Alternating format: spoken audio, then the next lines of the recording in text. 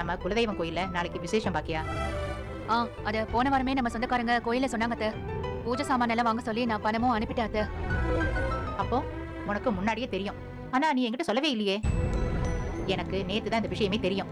உங்களுக்கும் தெரியும்னு நினைச்சிட்டேன் அத்தை. நீ இதை சொல்லியிருந்தா முன்னாடியே இதெல்லாம் பேசி எல்லாரும் ட்ரெயின்ல போயிருக்கலாம். இப்போ ஒண்ணு கெட்டு போகல. சரியா?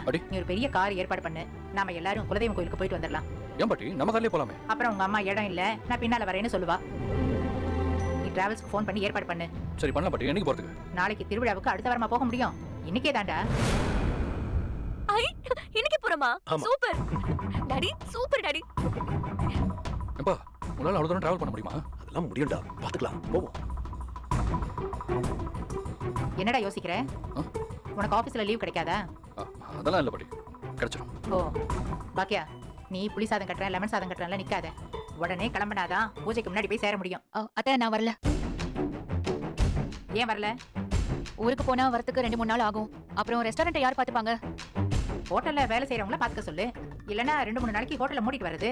ஐயோ அத்தை, நடந்த பிரச்சனைக்கு அப்புறம் இப்பதான் ஹோட்டலுக்கு சாப்பிட வர ஆரம்பிச்சிருக்காங்க. இந்த நேரத்துல எல்லாம் ஹோட்டல்ல மூட முடியாது அத்தை. என்னம்மா நீ எப்ப பார்த்தாலும் பிசினஸ் பிசினஸ்னே பேசிட்டு இருக்க?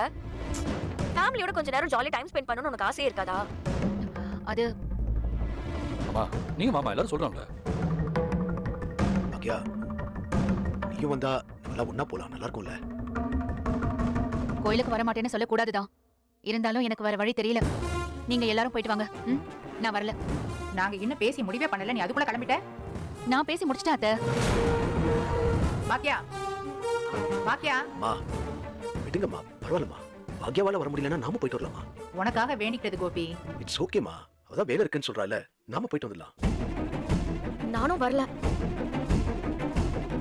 நீ ஏதாவது ரெஸ்டாரண்ட் நடத்துறியா? அதை மூடிட்டு வர முடியாத உன்னால? இல்ல பாட்டி, பாப்பாவை வச்சுட்டு நான் டிராவல் பண்றது ரொம்ப கஷ்டம். உன் பாப்பா இதை விட சின்ன குழந்தையா இருக்கும் போதே திருச்செந்தூர் வரைக்கும் நான் கூட்டிட்டு போயிருக்கேன். கொஞ்சம் தூரம் டிராவல் பண்ணாலே எனக்கு வாமிட் வருது பாட்டி. நேத்து கூட பாத்தீங்கல்ல, காம்படிஷன் போகும்போது எவ்வளவு கஷ்டப்பட்டேனா. ஏய் ஜெனி, இங்க பாரு, வாமிட் வராம இருக்கிறதுக்கு டேப்லெட்ஸ் ஏதாவது வாங்கிக்கலாம். கஷ்டம் செழியா. எனக்கு புரியுது, உங்க ஆண்டி வரல அதனால நீயும் வரலன்னு சொல்ற, அப்படிதானே? இல்ல பாட்டி, நிஜமாவே என்னால டிராவல் பண்ண முடியாது. யார் வந்தா என்ன, யார் வரலன்னா என்ன? என் பையனுக்காக நான் பண்ணின வேண்டுதல். அவனை கூட்டிட்டு நான் தனியா கூட போயிட்டு வந்துருவேன்.